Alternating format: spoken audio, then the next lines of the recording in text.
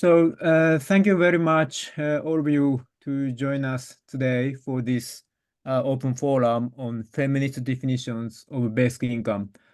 This open forum is co-hosted by Basic Income Earth Network's working group on clarification of the basic income definition and by the research team UBI and Gender in Freiburg Institute for Basic Income Studies.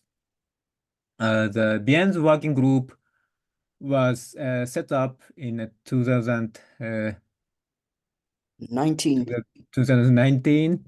Yes, and Annie Miller, who is one of the founders of BIEN, and myself had been appointed as a co-chair. And since then, almost every annual Congress of BIEN, we had several sessions and workshops, and also this type of open forum we hosted several times a year.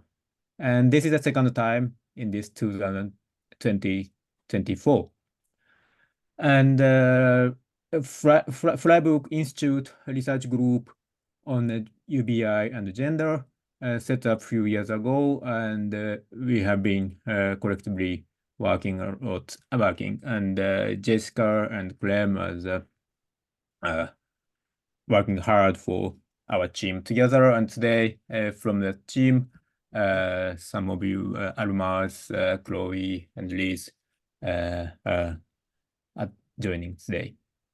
So we would like to organize this workshop in the first. Four of us, that is Almaz, Annie, Chloe, and myself, started to say on this topic. And then we will have a breaking out room where each of us say something on this topic in more friendly, intimate way. And those breaking out room, we are planning to have 3 sessions, and after each session, we share each other what was discussed in each breaking out room, and then wrap up. And we aim to end in 90 minutes from the start, and we already spent 5 minutes or something, so less than 90 minutes, yes, we will stop. Okay, so the first, may I ask Almaz to start? Okay, Sorry. I will start. Almaz Zelleke. I'm a political philosopher who's been studying basic income for some time. And my perspective on basic income is very much informed by feminist perspectives and methods of analysis. And I am very concerned about the way that basic income has been discussed and debated and formulated in many ways as a kind of gender-neutral term and policy that doesn't really take into account the particular needs of women and other genders besides the male gender, who is often assumed in discussions about social policy. And so I'm very interested in that our debates and our discussions and our proposals around basic income be explicitly gender inclusive. On this particular question about whether BIEN should adopt a definition of BIEN that reflects this kind of perspective, I definitely think it would be a great idea.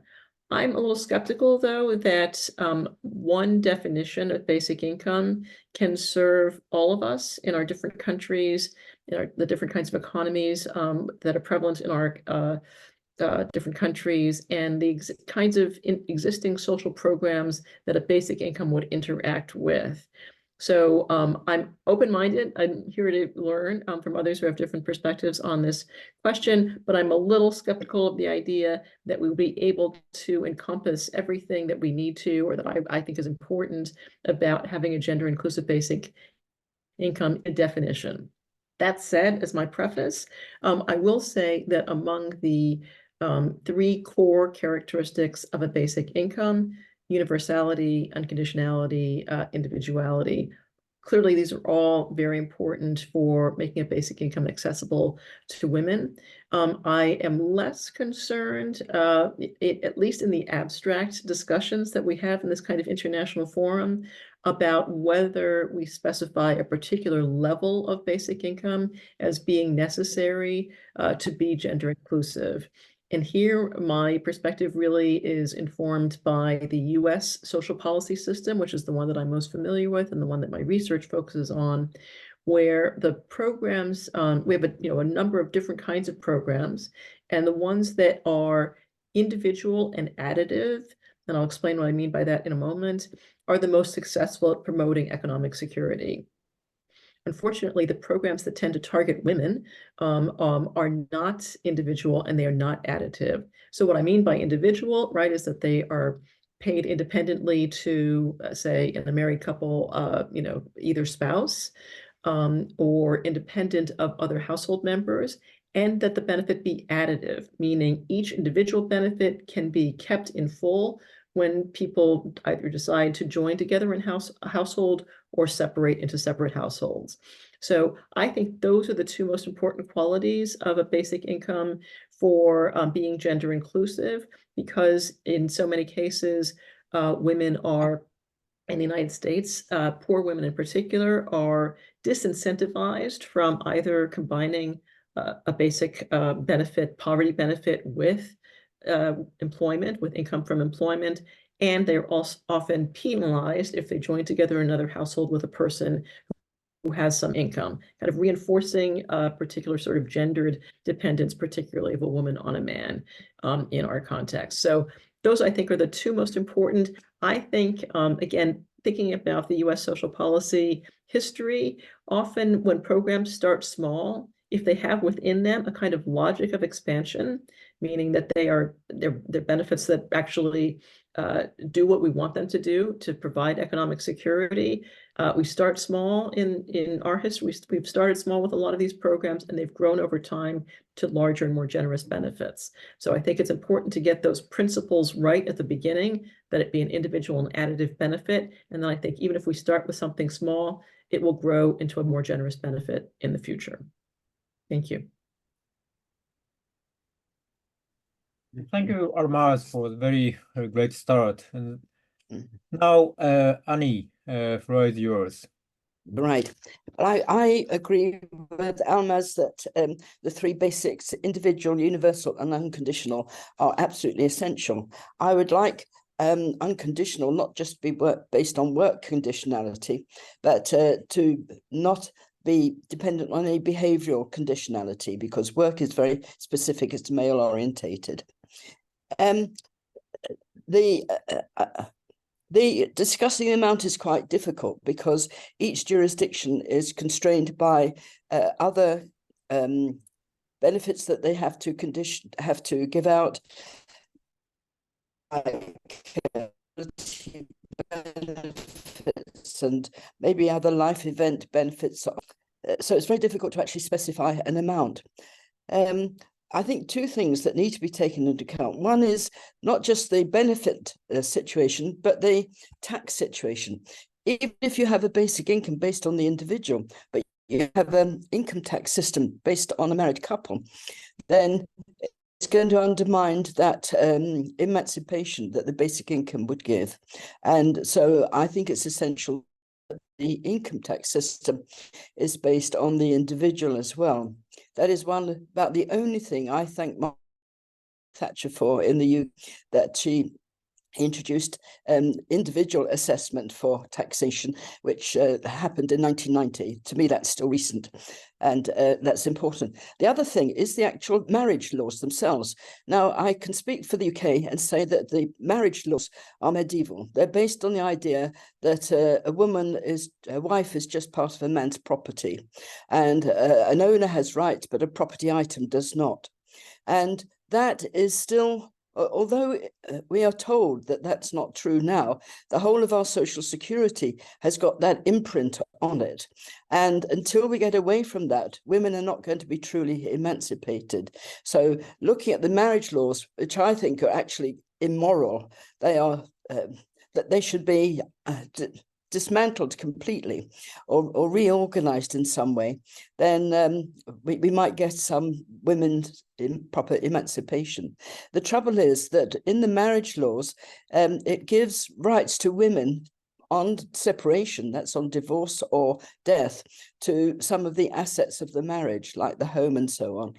That's only on those occasions. They don't have access to those the rest of the time. And when a couple get married, it's not a contract between themselves. It's a contract with the state to say that they will act as a unit and look after each other's needs. And it's only when the unit as a whole becomes poverty-stricken, they will apply for help from the state. So the whole marriage arrangement is really undermining the position of women and needs serious reconsideration. I think those are my main. Oh, one other thing. In the, I would like one extra condition added to the BIEN definition, which is uniform. Now, uniform helps to avoid casual discrimination. And I'm sure that if we don't, we could end up with women having half the basic income of what men get. It's not going to be the other way around. And by having uniformity, we at least get the same as men for women. And I would even extend that for children, because with the level of basic income that we could afford, it means that the children that usually the mother has care of will at least have things like childcare contributions from the amount of the basic income, because normally children tend to get less than what the adult gets, and this would get around making sure that women do have access to childcare facilities and that sort of thing. So uniform for both men and women and for children would be one thing I would like to be considered. Thank you. Thank you, Annie. Now, may I ask Chloe? Yeah, I've been writing things down and almost forgot that I had to say things as well. So that's a good reminder. Thanks, Toru. Thank you for having me. My name's Chloe Halpenny, and I am based in Ottawa, Canada. I will share briefly a couple of things that are informing my perspective on this topic. So like I said, I'm living in Canada, which has a very, I think, unique history and context with regards to basic income and sort of how we're conceptualizing it here, and tends to look a little bit differently already internationally, and a legacy of negative income tax receipts and some less universal programs that we like to call basic income. But that is shaping my perspective. I've also been involved in basic income activism and advocacy quite heavily for the past 5 years or so, establishing and leading a national youth grassroots network related to basic income in Canada. I'm a social policy researcher, and I've done research on the Ontario basic income pilot, specifically qualitative research interviewing women who are receiving money as part of that. And I'm now a PhD candidate working with Dr. Elaine Power, doing work on income insecurity. So I kind of come to this from a lot of different perspectives, and will yield to a lot of the expertise here, but we'll share sort of my experience on this nonetheless. I think, like others have said, I am a little bit less convinced or less compelled by sort of nailing down specific elements or specific aspects of a definition, and think that the context is really important, and sort of what is shaping where that definition is coming up and where it's going to be implemented, and so on and so forth. I am concerned, that said, about how the sort of language and idea of basic income comes to be taken up and understood both publicly and politically. So what we're calling a basic income and what that means about what politicians think a basic income is and what voters think a basic income is, for instance, and what implications that has for like policy and advocacy and what actually can come to light. That matters to me a lot. So I think it does matter how we talk about basic income, even though I'm not super interested in circling around, okay, let's nail down this exact definition. And I'll give an example of sort of why this is top of mind, that I was sharing a little bit right before other folks joined. But we've sort of seen a bit of a proliferation here, and I think elsewhere as well, of very targeted very targeted, very small pilots that are using the language of basic income, or pilots or permanent programs that are sort of using the language and phrasing of basic income, while we know that they're pretty far actually from meeting a lot of the principles of what a basic income actually should be. So that includes, for instance, we've seen provincially here programs that are targeted to a very, very specific age range. So like 60 to 65-year-olds as a senior's basic income. And most recently, we have a current federal government who's spoken for a very long time about instituting a federal disability benefit, or a program that's specifically aiming to target disability poverty, which in my mind is like inextricable from questions about feminist issues of income security, given what we know about how gender and disability relate to one another. So this program had been called, both by the federal government and by advocates, long before any details were announced, sort of phrased as a disability basic income, and posed a lot of sort of challenges, I think, for advocates here in terms of, okay, do we support this program that's being framed as a basic income, but we don't really know what it is yet? Is this going to help or hurt the movement if we sort of throw our weight behind this? Especially because there were also concerns coming from within the disability movement here, saying we actually don't really know what this is going to be or what this is going to look like. And as it turns out, we've learned last week that we've got a benefit that's framed as being targeted towards disabled people as an anti-poverty measure, is based on extremely restrictive eligibility criteria that mean that a lot of disabled people will not receive it, and has been set at a rate of $200 a month, which is really a drop in the bucket here when you consider the level and extent of disability poverty. So, I'm angry about that right now, and that's shaping a little bit where I'm coming from. But I think the question of adequacy, although I think, again, that dollar figure or that amount feels really evasive or elusive, I do think that centering adequacy for me is a really important part of talking about feminist perspectives on basic income, and centering that anti-poverty component for me is really crucial, especially because I think we've seen, or we're starting to see here, some of the implications of what happens when we're not pressing for adequacy from the very beginning, and being a little bit frightened about whether or not it's going to, what it's actually going to look like to be able to try to raise that benefit rate, for instance, or whether we've got a benefit and now nobody's ever going to touch it or change the rates again, and there's no information yet about whether it's going to be tied to inflation or anything like that. I think also reflecting some of this concern with adequacy here in Canada, we've seen a big shift towards even language away from basic income towards a guaranteed livable income, and that language of livability as a sort of substitute for adequacy has taken hold here quite a bit.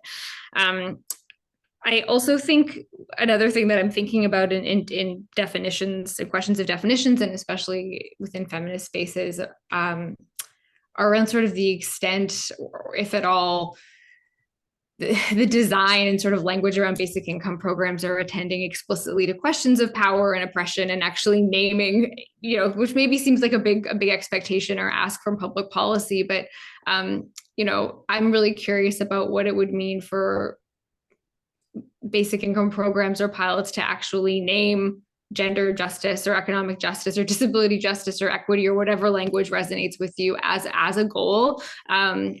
We see a lot of pilots that are saying, we want to make sure that we don't see negative results in terms of labor market participation, and we want to see, we want like poverty reduction, but without ever naming why those are problems in the first place. Remembering that poverty is a political problem that politicians decide to allow to continue every day. So I get a little bit frustrated when I see pilots that are intended to explore whether we can reduce poverty. I'm like, well, it would reduce poverty. Like, it's just, so I'm interested in what it would mean to be engaging with this a little bit more explicitly in public policy spaces. And Clem, who's here, and another PhD student, Marie, and I have been doing some work on trying to think through what feminist policy analysis in terms of pilot proposals would look like, and asking some questions around, like, who was engaged or who was consulted in deciding what this basic income would look like, and how are intended recipients represented, what are the outcomes that a program is looking to achieve, and what's actually named as being important in part of the design of this program. So yeah, to what extent is sort of that broader context and sort of these structural issues represented in conversations about basic income is something that's important to me as well. So yeah, those are a couple of the things that I'm thinking about, and looking forward to the discussion. Back to you, Toru. Thank you. May I share screen? Oh, Jessica, may I share screen? Yes, I can allow you, but there's actually a question. I think maybe we should address this question first. Oh yeah, Hira. Thank you. I'm not sure I fully understand the process. I think, Toru, you said we're going to be divided to separate conversation room. Did I understand it correct? That was the idea, because we have more than 30 registration, but I don't know if this turn up is. But if your question is I directly wanted to you can do it. I Maybe in my mind, or from my experience, 15 people is not that much. Mhm. And 3 already Right, said right. something preliminary and very useful. If you're willing to consider that we will stay in that forum so we can engage with each other All right. on Yeah, the points that were made. I personally agree with Hira. How about others? Mhm. Okay, so unless a bunch of 10 or 20 people would join later, if not, let's continue in this way. And I think, Hira, if you would like to say something not too long, please. Oh yes, I would love to respond or to make my response. I hope I fully understand. By the way, I'm from Vancouver, the west side of Canada. I'm just visiting a friend in Wales, so it was perfect in terms of the timing. And I completely share what Annie and Chloe and Almaz said about the worry of a definition. And as a feminist, I'm 54, I've been in the movement for almost 30 years. I've seen so many reforms that feminists wanted that use the rhetoric and the terminology. And I do appreciate Chloe, because I'm familiar with the feminist call for guaranteed livable income from 2004. And I realized only now when you spoke that in North America, like Tillman and other activists before they talked about adequate. So sometime there between the 70s to the 90s, it changed. So it's worth to go back to those roots. But so I think maybe in our process, sorry, this is all to say that a lot of time reform that feminists fought for and ended up using the rhetoric and their terminology did not really serve women and oppressed people as a whole. And so maybe in the process for the definition, and a lot of time the feminist process is worth it, even if we do not nail the final tuned definition. From my experience, it makes us all smarter.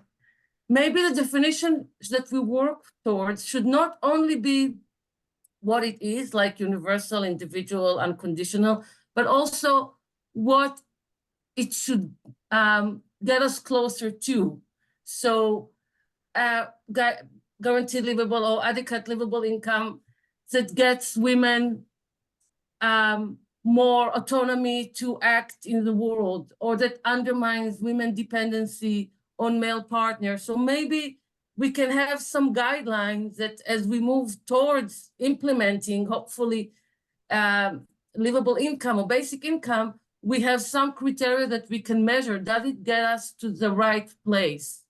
Because a lot of time we fight for something that ending up taking us further away from the end vision. Thank you, Hira. Thank you, Hira. I'm quite encouraged. And now Jessica, allow me to share the screen. So can you see the PDF? And well, let me introduce myself. Well, I heard basic income, and I was very young in its mid 1990s, and then started to learn and research. But around 20 years ago, I spent several years in the UK, and there I met some of the veteran of working class women's liberation activists, and they told me they demanded basic income, and even they succeeded to basic income demand as an official demand of the British women's liberation movement. And so I have been doing some oral historical work, and yet there they have their own articulation of basic income. But when I start to learn properly on the history of the ideal basic income in academia, I'm quite surprised. There are two parallel definitions of basic income. There are no standardized one. There are two divided definitions. And time to time in 1980s, the academics defined basic income quite similar to the one which is defined by those working class women liberationists. But as time goes by, the academic definition is separated, differed from those definition in the movement, so that I try to unpack what is going on.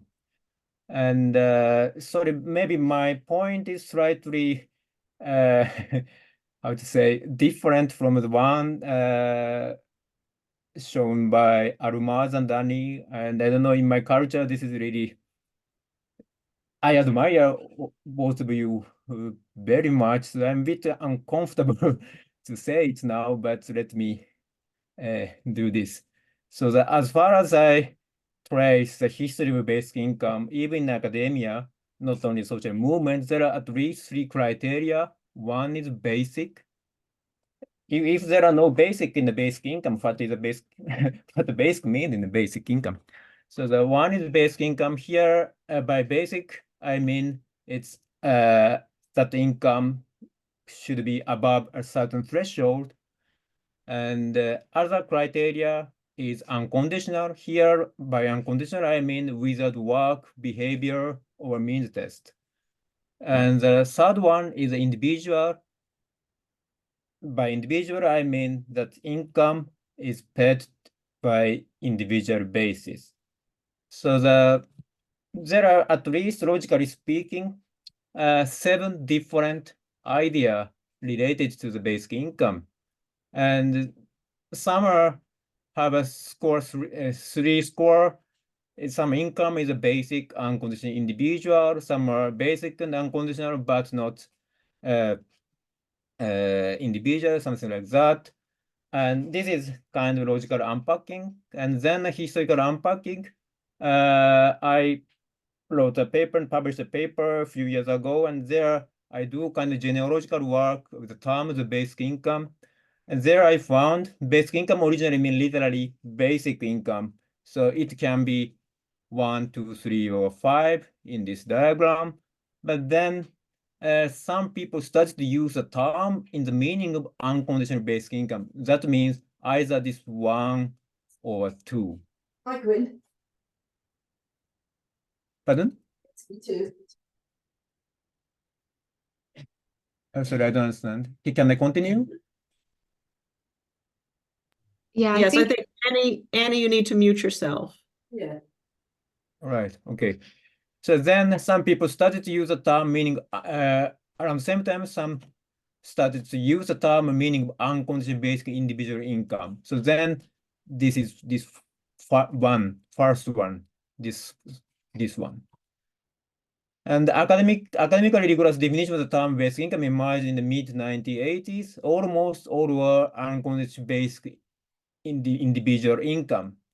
Again, shown by the first paper, and actually the Annie Miller wrote in that way, at least in mid-1980s. And it's not only Annie, but also like now as a affiliate of BIEN in the UK, there are called UK Citizens Basic Income Trust. And it was formed as a basic income research group in 1984. When they first defined the basic income, it is a basic service, so that it's basic is a essential component of their definition of basic income, and it's the same as like Philip Van Pares, Robert van der Dien, and Philip Van Pares again, Walter Van Trier, all of those people, and sometime in the 1980s or somewhere even the 90s, they define it with that component of criteria of the basic. But then invention of the non-threshold definition of basic income, if you like it, we can call it non-basic basic income, and notably the BIEN's definition in 1988, or that BIRG, the British organization also changed its definition, drops that basic component of the basic from the basic income. And yes, and that I found a reason. Yes, Tony Walter, who was the chairperson at this time, wrote a book and about how the language of need corrupt our society in 1986, and then 1988 in that organization newsletter, he criticized to have the component of basic in the basic income. And since then, there's a parallelism on the definition like this. Almost contributors to the Van Pares book, several books, and Guy Standing, Carl Weiderquist, and the USBIG, UBIE, where the many official affiliate BIEN still keep the basic income with the threshold. On the other hand, our BIEN or CBID or Van Pares and Malcolm Tory, Van Miller in the recent publication, they have a definition without threshold. So usually in my country, I use this kind of diagram to explain what the basic income is, but actually the BIEN's definition is something like this. It can be a penny a month. So there are logical rupture, and according to this non-threshold definition, basic income, penny a year can be a basic income if it were to be unconditional and individual. But almost the people organization in favor of this non-threshold definition describe merit of such an unconditional individual BM that can be a penny a year. It can prevent poverty. It can be something on which a person can safely count, a material foundation of which a life can firmly rest. It can give to everyone more choices over the number of hours for which they were employed, or enable carriers to balance their career or other responsibilities, etc. But I really don't see in any part of the world, almost any part of the world, a penny a month can do such a things. So something seems to be amiss, logically speaking, between what they define as basic income and what they think such an income would enable, in effect, tremendous outcome already presuppose the basic need or at least significantly, if not all, met. But nowhere is this acknowledged. So are they just illogical? I don't think so. So my hypothesis is they relied on the idea of basic income as a threshold, which is a product of collective, either social or intellectual movements over years. When we had basic income, we have a memory which was fought for. There always is some kind of threshold, if not properly to meet the basic need, but something substantial, not a penny a month. And even the term basic income, we presuppose something like this. So they're kind of free ride with those kind of history. And I mentioned that the British working class women's liberation movement in the long 1970s. This is one of the examples of those collective movements that elucidate what basic income is. Yes, so the question I have to raise, I'd like to raise is what sort of an idea would basic income be? There are two options, I think. There are two kinds of thought. A, the idea that came out from collective, either social or intellectual movement, or B, an idea that was invented from isolated brain in an ivory tower. And I don't want to say that B is always lacks threshold, because there are many academic or people in laboratory who has a definition, the basic income with a threshold. Anyway, the idea of the basic income as A has been taking a form of the basic income. The idea of basic income as B sometimes take a form of non-basic basic income, but its circulation and plausibility relies on the existence of A. That's what I found out. Thank you. It's but I hope I didn't take so much time. So now, so that instead of going to breaking out room, shall we continue with this, all of us together? Am I right? And I think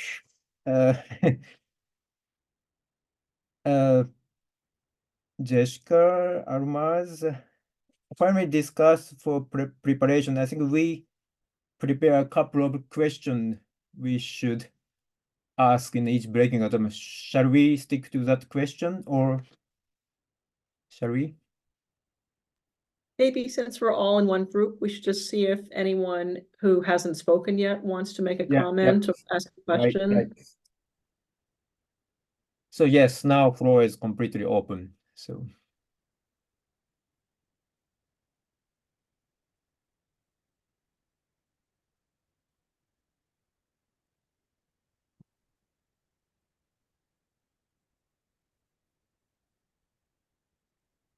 Well, I have a question or a comment on what Toru just said, if no one else is ready to speak. Then I'll go ahead. So Toru, thank you for that. You know, I always appreciate the work that you put into kind of investigating the history of the idea and how it's been constructed, right, and circulated over time. I think it's very useful work that you've done. I would say that my own maybe intervention in that history was when I began to think not about basic income as a philosophical idea, but about how it might be implemented in a particular society. And the first thing I thought of was something that Annie mentioned earlier, which is that much of the debate that I was aware of in the 90s really didn't say anything about children. And coming from a country with a very high child poverty rate, I very much wanted the basic income to apply to children as well as adults, because our most vulnerable families are our single parent families, right? Children actually are a risk factor for poverty, right? For women in particular. And so once I started thinking that, you know, it was my desire to see children be included in the recipients of basic income, which I think in many people's formulations, they were not included, right?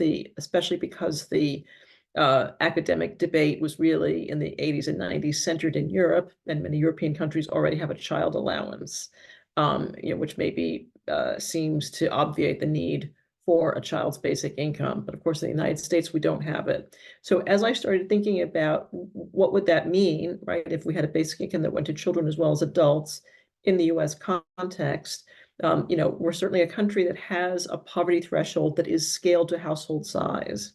So when I first came into the debate, the amount of the basic income that was kind of being thrown around informally, not necessarily formally appended to the definition, was something like $10,000 a year in the United States for one person, which was roughly at the time the poverty threshold for an individual. Not that it was a very realistic poverty threshold, but that was the official US poverty threshold.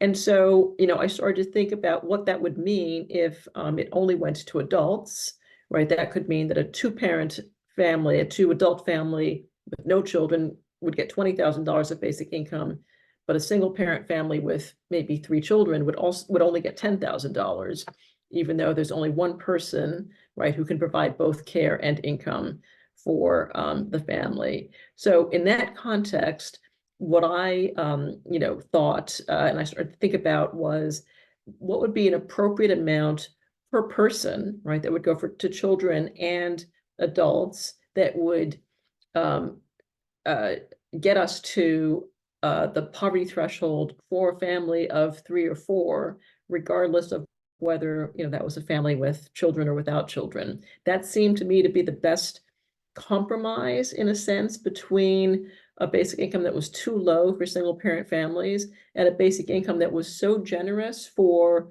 2 adult families without children that it really had no chance of passing in the US. So I think part of my my own part, right, in maybe under-emphasizing the basic part of basic income as you're describing it, was in thinking about how we translate this theoretical idea into actual practice in a particular context.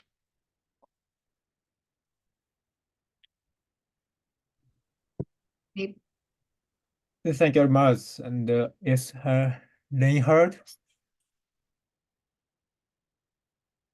Thank you. Yes, I just would like to make a few comments on the topic. I mean, I'm coming from public health where I used to work. And so I think about any definition, you need to be cautious whether you want to expand it to include everything which is sort of important, or whether you decide that you focus on some essentials which makes the definition necessarily incomplete in some way, but easily comprehensible and presentable. And so for what was discussed, I mean, when I explain about basic income, for me, the no threshold or no defined amount is linked to the issue of purpose. What is the basic purpose of a basic income? And the basic purpose has, as far as I can tell, not been defined in the basic income definition. For me, it is to abolish financial poverty, and that then defines what should be the basic income or the threshold in terms of basic income. But there are also, in my opinion, other important gaps which are often not discussed. There is no discussion about the financing, or no aspect in the definition about the financing mechanism. It's often presented as using income tax, which I'm opposed to, but that is a separate issue. So there is no clear financing mechanism. And second, there is no clear delivery mechanism. Again, it's often supposed to be the state, where I'm again deeply suspicious when I see the behavior of states or the governments of states. So I would not be very happy to have a basic income be delivered through the state, because I think it's opens it up to all sort of misuse, as we can already see with taxation. If I live in the UK at the moment, but in many countries I see how taxation is misused in many different ways. And basic income delivered through the state would open up, I think, even more options of misuse. So I would be very sort of hesitant to give the task of a basic income to the state. But whether this should be part of the definition, I'm not sure. I don't think it is useful, but it's important to consider that these issues are not part of the definition. So it's financing, delivery mechanism, but also what is the purpose and therefore the amount and threshold. Thank you. Thank you, Reinhard.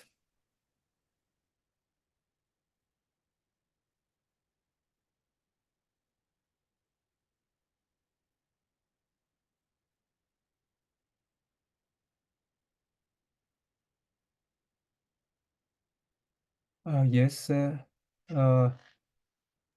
Lisa. Oh, I think hi. someone else also raised a hand shortly. No? Okay, Lisa, please. Is it is it okay if I go ahead? I don't see anyone else with their hand raised on my screen, but Yeah, please go ahead, Lisa. okay. Chloe, I was just interested in hearing more. You mentioned that you were working with a grassroots group of youth, and I'm just wondering what sort of things they're saying about basic income.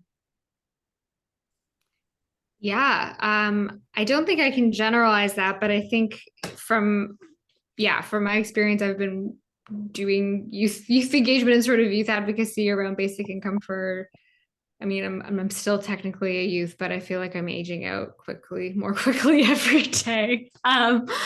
I think we've got public opinion data here in Canada to support this, but the younger you are, the more likely you are to support a basic income, at least here, at least. And I think there's also evidence to suggest that different arguments and rationales for basic income resonate more with younger people. And I taught for the first time last semester in a course that I also had the privilege of developing, which was focused entirely on poverty, and had a lot of really interesting conversations with students who they were fourth year and probably around 21, 22, who just like were in a department that they were not talking about these things frequently. I'm in a kinesiology and health studies department, so they were sort of familiar with social determinants of health language and whatnot, but most of them were actually more on the kinesiology side of things, and sort of just the sort of baseline understanding and sort of perceptions of poverty and income support policy were really markedly different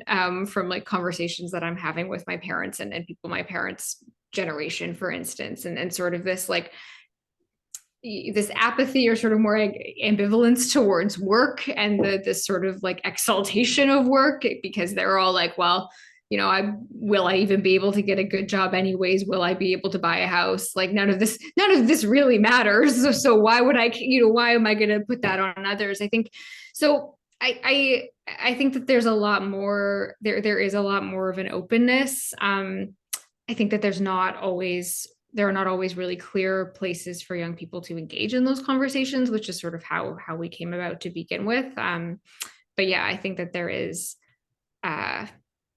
in general, interest, not always knowledge. I think it kind of depends, especially young people, if they get a professor or a high school teacher who knows about basic income and teaches it, then they learn about it early on. But otherwise, I think it kind of just slips under the radar unless people are in the right place or the right time.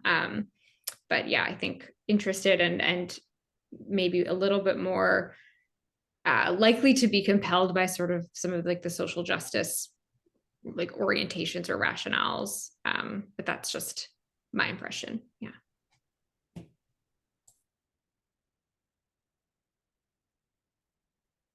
Annie?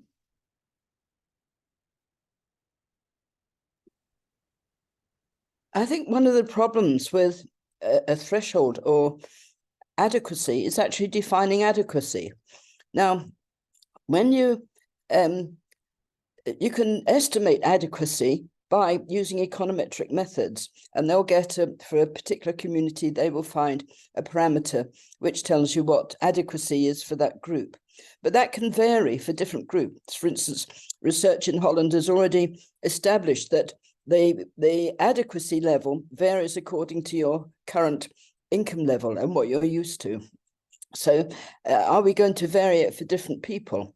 And then another way of defining adequacy is through focus groups. And so in the UK, we've got the minimum income standards people who have focus groups of people from a particular set of people, like a single pensioner households or single parents with 3 children. And they'll work out what they think that they need for an adequate standard of living. But each of these is different from what the OECD has, which is a poverty benchmark, which is determined as 60% of equivalized household net disposable income for a couple. And then it's defined as 60% of that for a couple of the median. Sorry, I haven't got him. Now, these are 2 different approaches. One is looking at the actual levels of perceived need in the community. And the question is, do we vary it for people's various feelings? Are we trying to actually maximize or to get everybody at the same level of utility or satisfaction? But the alternative way is with the OECD, what it's doing is saying, we'll put aside a certain amount, like this poverty threshold for everybody, to make sure there are fair shares. That whatever we do, there's going to be a maximum amount that a jurisdiction can bring about. And for instance, Philippe Van Parijs has suggested that the maximum basic income would be about 25% of GDP head for a jurisdiction. So how do these three different approaches match? You know, which is the most? And I know that, for instance, Reinhold doesn't like the idea of financing out of income, but whatever you finance out of, there's a limit. I mean, for instance, I read a paper which suggested we could have a land value tax, and the way it was organized, it came to about 1.5 times the total GDP of the country. Well, there's a limit to where income can come from. So whether it comes from income tax or some other taxation, there is a logical limit to it. And I think all these things need to be taken into account when considering the amount of the basic income. Yes, we all want a policy of adequacy, but a basic income which doesn't have a threshold could still achieve this without, once we know what we're looking for, I think. Sorry, I'm just throwing problems into the debate here. Reinhard, you are raising hand. Is it try to reply, Annie? Yes, I just wanted to make 2 comments. I mean, regarding what Annie said. One is about sort of how much in terms of GDP can be sort of raised for basic income. And then, I mean, for me, it's quite clear, and that links again back to the financing mechanism, that countries like where I used to work, Central African Republic or the Democratic Republic of Congo, will not be able to raise an adequate basic income just by using the economic activities in their country. And that's where, again, financing comes into financing mechanism, because I think there should be a historical compensation scheme for slavery, colonialism, etc., which should at least finance basic income in the low-income countries to make sure that it reaches an adequate level.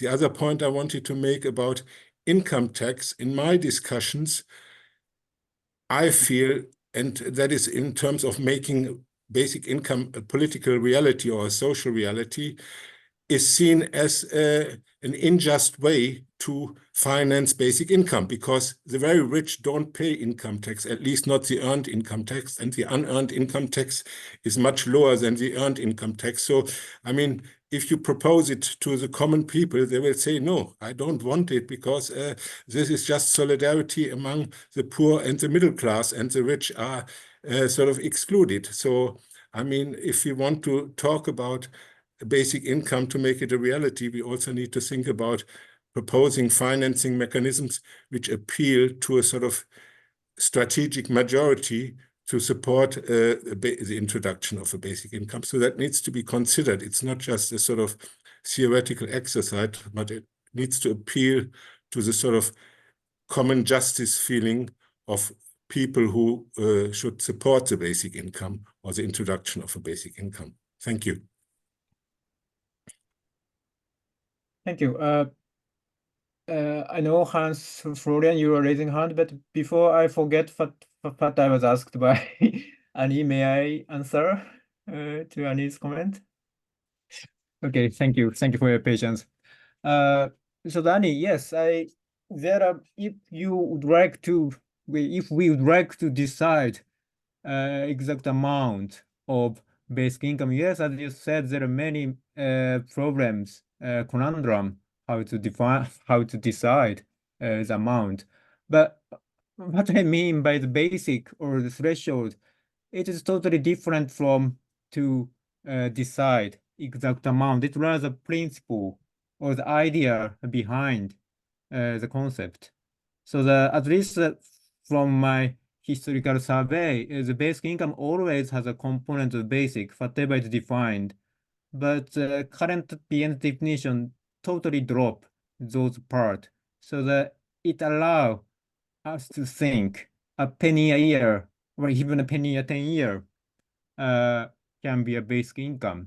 And I really don't see how those really small amount of income can achieve any of us try to say the merit, try to do it with the basic income. I don't see there are logical gap. Maybe yes, we are the almost either supporter or advocate basic income in this small circle.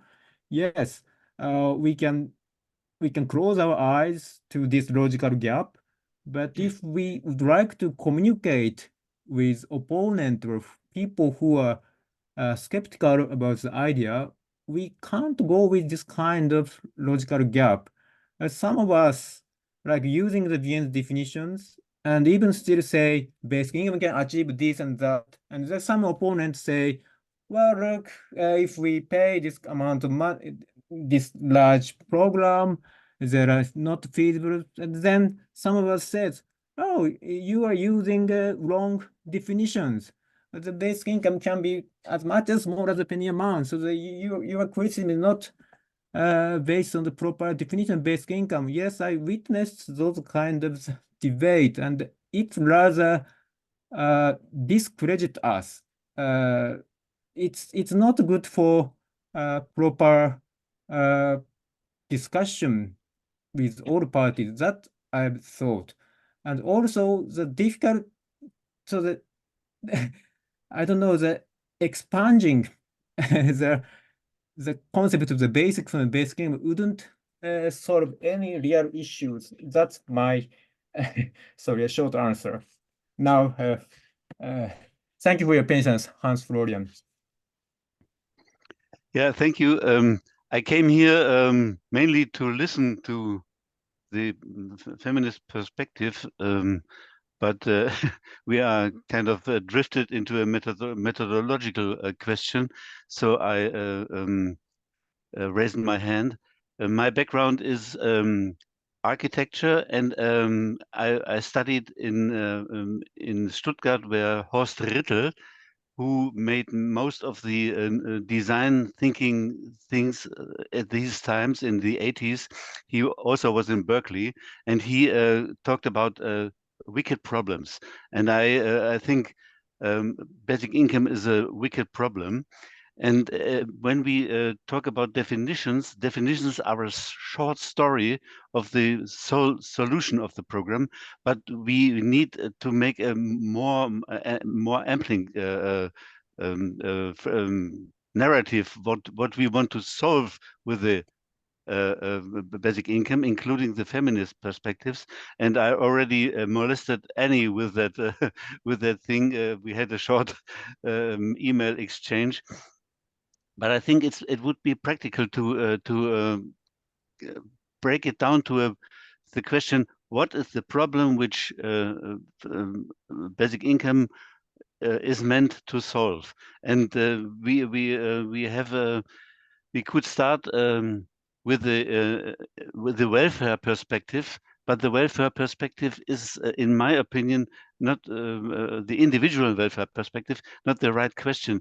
We should ask what is the welfare of the society, and in the big perspective, mankind on Earth, with all the animals, plants, and so on. And then look at from this perspective, and the elephant in the room, which guarantees our welfare, is the division of labor. And the division of labor is not only it's a societary division of labor, also includes car and care economy. And if we start from this, we can find a narrative which we want to solve. And then we could use the principle of systematic doubt to find out all the possible solution directions we go there. And then all these points which are made by you here can be integrated into a whole. And there is no concurrence between the different countries where different margins have to be there, and financial questions are not so important. The idea is thought out of the conventional boxes, and if we stiff them in the conventional boxes again, the idea is lost. In this sense, I agree with Reinhard. To stiff it back into the tax system is a very bad idea without changing the tax system beforehand. It is mutatis mutandis. You have to change what has to be changed. Not a single solution. Turn a screw and lean back, get a beer, and look to Netflix, because everything is solved. Okay, thank you. Thank you. Oh, I forgot to say it's the first place. This is the place everyone can say what you think. Then we are planning to have another session on this feminist definitions in the Birth Congress in the end of the August. So that today we are not aiming at to reach any kind of consensus or conclusion or direction. So the everyone is welcome to say something related on the topic. Is any? The only thing I would like to ask, if we're not going to use taxation, what do we use? A levy. A what? A levy. There's something else. And then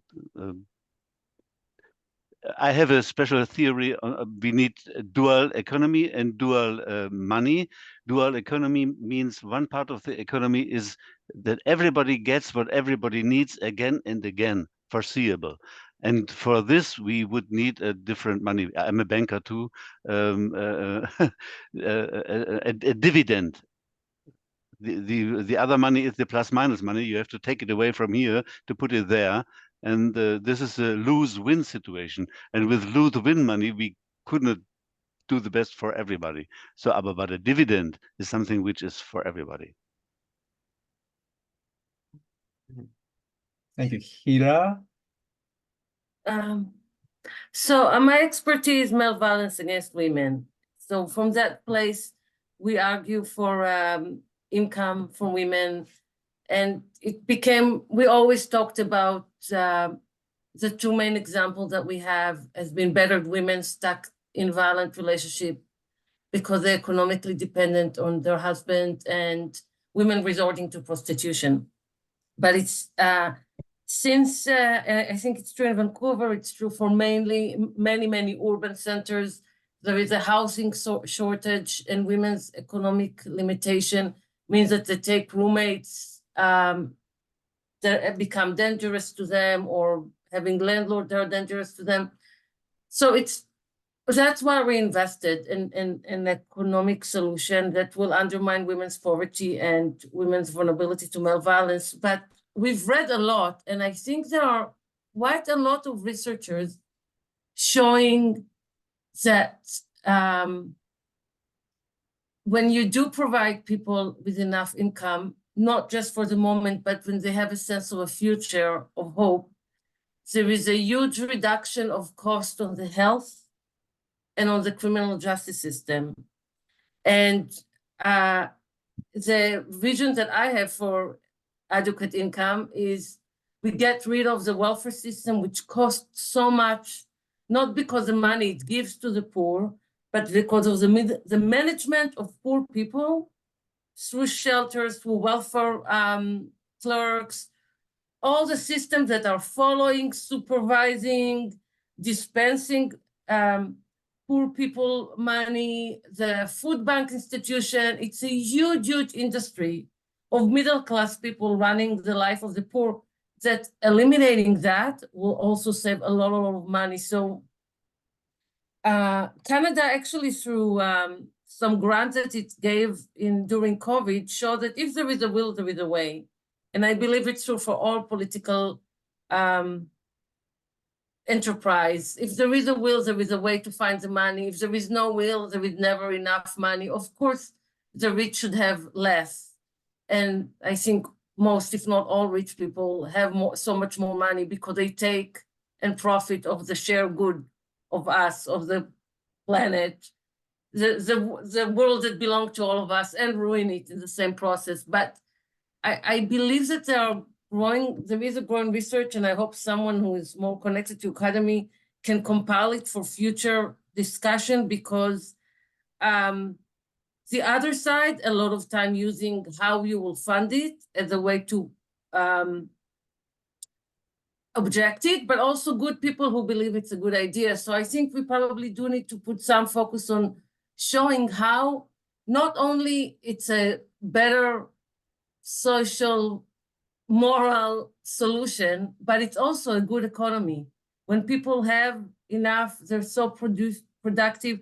We also have a problem of not able to quantify and measure how much people freely do when they don't need to worry and spend a lot of time in making money. It's all things that are not being counted, but are very, very important for the well-being of the society and the community. So I actually believe we will have more as a society if we do that.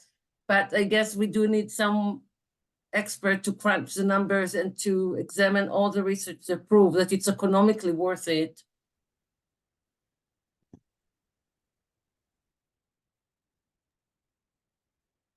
Thank you, Hira. And now Lisa, Lisa, yeah. Lisa. One thing that I just wanted to mention, I've noticed like in the discussion up till now when we're talking about women and talking about like partnered situations, we're always talking about women, you know, in a partnership with a man, but I'm sure like everyone here, this is a feminist conversation, so we're all aware that like, you know, there's more relationship possibilities than that. The other thing that I just wanted to kind of think about a little bit is just that, you know, as climate chaos continues and social systems break down, I guess what kind of like care politics we're going to have when, you know, if warming continues at the rate that it currently is, and people in areas where, you know, there's just like, you know, people aren't able to like produce food due to like flooding or drought or fires, and need to like, I mean, it's currently happening, right? Like need to like migrate across borders and just like how I'm in Canada, so obviously, you know, different countries and different areas in different countries are going to experience it differently, but you know, I think a lot of what we're talking about up till now has been you know, kind of assuming like functional economic systems and functional just functional systems in general. And I guess just kind of thinking about like yeah, like what is a basic income if we have, you know, various forms of system collapse and that sort of thing.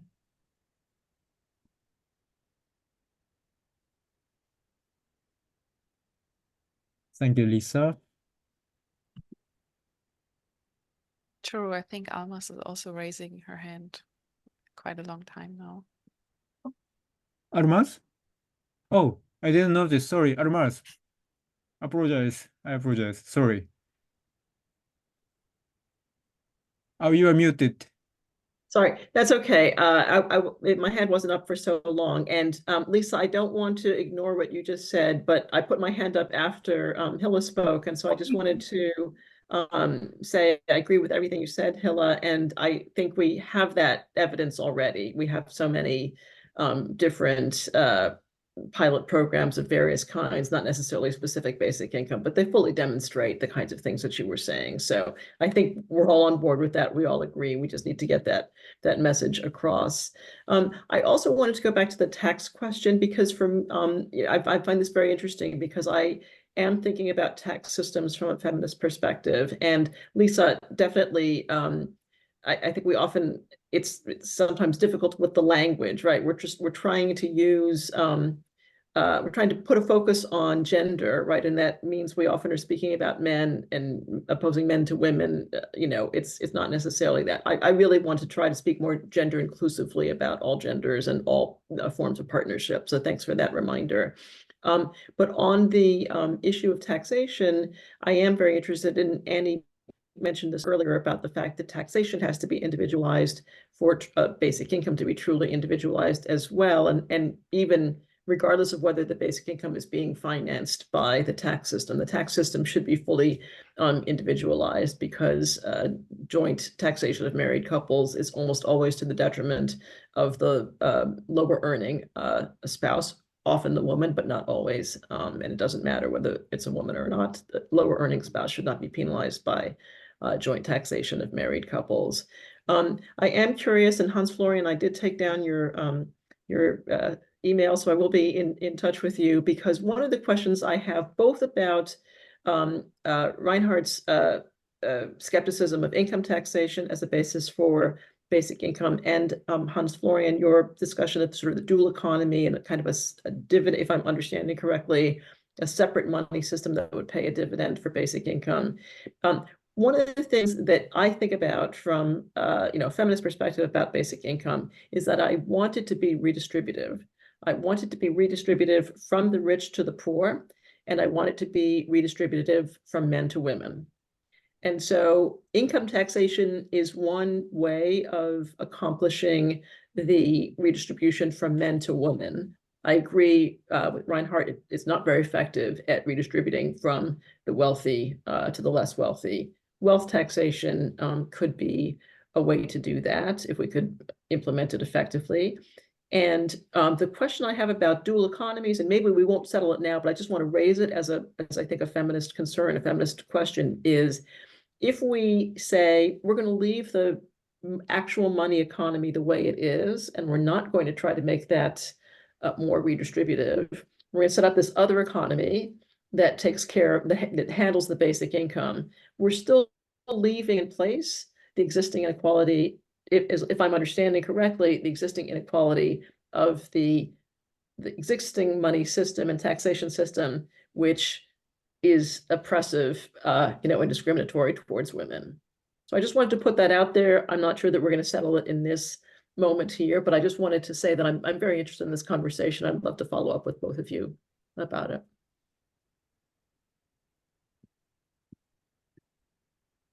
Thank you, Almaz. And if I understand correctly, Hans Florian first and then Reinhard. Am I right in the order? Yes. Yeah. Only a short comment on redistribution and distribution. We need redistribution. This is definitely, but we need as an aim to distribute correctly, appropriately. This is the general aim.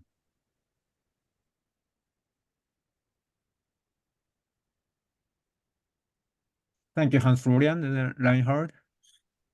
Yeah, I just wanted to add 2 points. I mean, there's another aspect which hasn't been mentioned here, but at least in the UK, where I'm living at the moment, it's quite strong.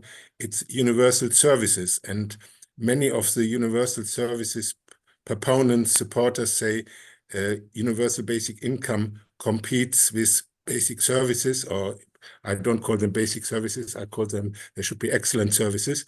But there is certainly a risk. As I said, I don't trust governments of states because my historical and actual experience is not very positive with state governments. So I say, I mean, taxation should be used for the collective purchase of services, yeah, such as health, education, etc., etc. And there you actually spend the money, and so there is an opportunity cost, and it cannot be used on anything else. Basic income is just a redistribution of money in society, and if you put it at a poverty level, it will be an enormous amount. And as I said, I'm deeply suspicious if a government gets hold of this amount of money to use it for, at the moment for basic income, and tomorrow it will be for weapons and all sort of other things the state wants to buy.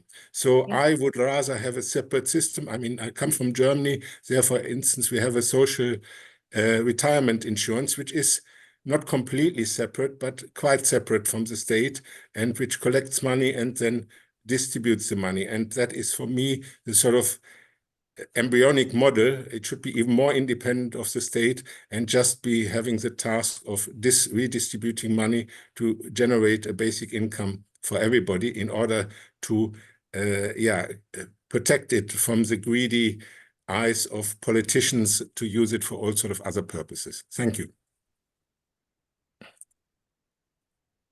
Thank you, Reinhard. Lisa? Oh, hi.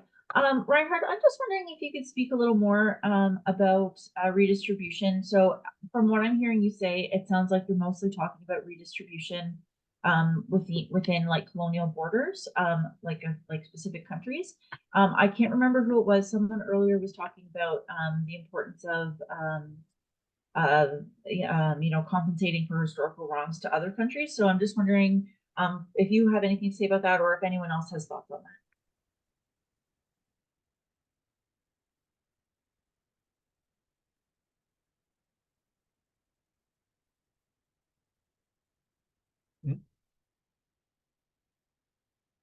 Okay, Annie, please. Just responding to the financing situation, I know you don't like the idea of using taxation. An income tax could include dividends and all these other things that get separate treatment in the UK. It could be all inclusive, including inheritance and things like that. But my solution would be, if you use taxes on income on which to base the basic income, then you leave all the other indirect taxes available for welfare services, and they're no longer in competition. So you hypothecate the taxes from income to use for basic income, and then the indirect taxes can be used for the welfare service. And that is actually roughly what we have in the system in the UK already. It's not formally hypothecated, but if you look at the figures, then over the years, on the whole, income tax has matched up with social security, and the indirect taxes come out of the other expenditure for public services. Anyway, it's just an idea.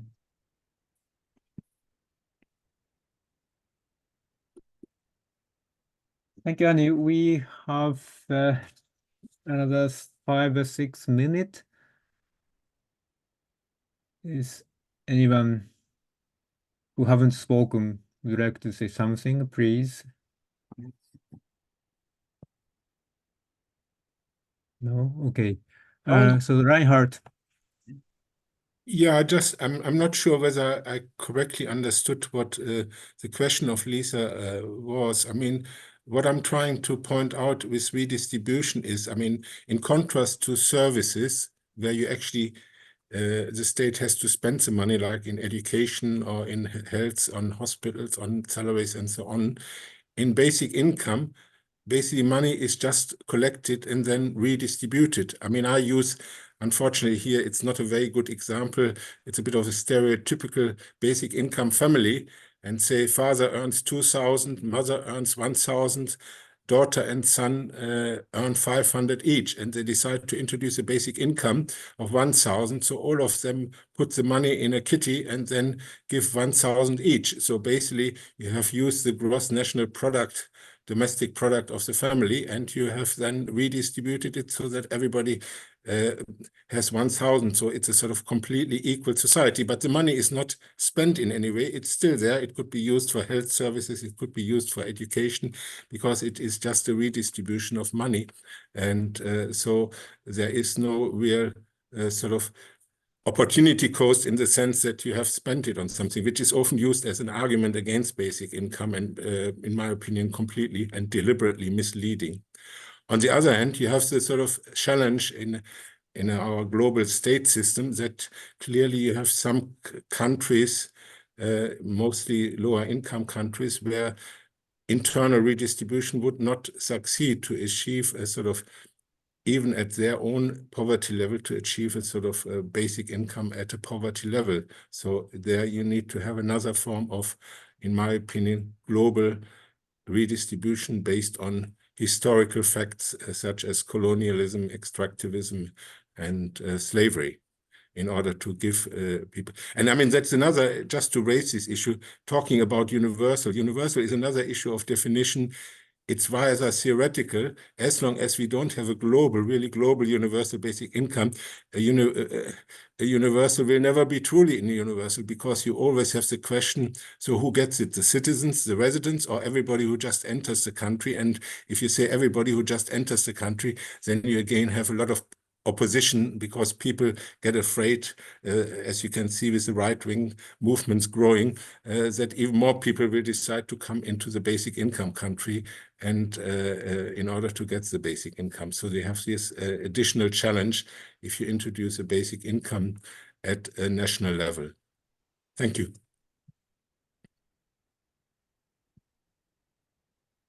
Thank you, Reinhard. It's probably the time to wrap up. Anyone would like to say at the last? Annie, yes. This was meant to be about the definition to help women in particular. And some of us had said how we endorse things like individuality, universality, and unconditional. But we haven't actually discussed much about extra things we put in the definition to help women, apart from considering what the level would be. And I just wondered, is there anything anyone would like to add? I've suggested uniform. Has anyone suggested anything else special that we should add to the definition in order to make it women friendly or not gender discriminative? And I've also said that universality includes children, and that's essential. Ira? So I believe that any basic income scheme that get us closer to racial justice and social justice and gender justice will be good for women, because women are at the bottom of every society and every community. So I will end with a new thought that I had after I heard the first speakers, that we might need to have a short definition and add to it the future vision that we want to have, and that will be instructive how to implement the short definition in practical matters. So it's more to do with the practical application than the actual definition. Okay. Yeah, but with some principal guidelines that is it better for racialized community, for migrant community, for women, and really in every community that you have, the most oppressed are women, and often women with children. So I think it will get us closer to gender equality, sex equality, women's equality. Mm-hmm. Thank you, Hira. Oh, it's time. So yeah, it was a nice last word. So thank you for active engagement from all of you. And the BIEN's working group for clarification of basic income definition, and I'll continue to do this kind of open forum. I think another 1 or 2 or 3 from now to up to the August, and then the end of August, we will be, at least some of us will be in the Bath Congress, and there we have a couple of sessions. So please join us.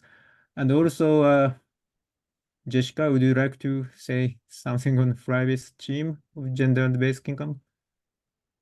I could only add that we will also be at Bath, and maybe from this discussion, because there was the question raised that we talked about so many things and why don't we, but what are the bullet points for women?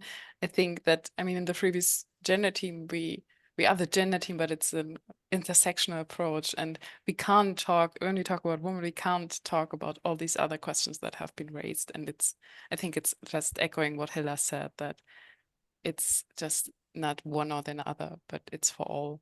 So yeah, and this discussion actually shows it, that we can't talk about one or another, we have to talk about both. Thank you, Jessica. So it's time to close. Thank you very much. And I think we will put this recording somewhere in FRIBIS homepage sometime in the future.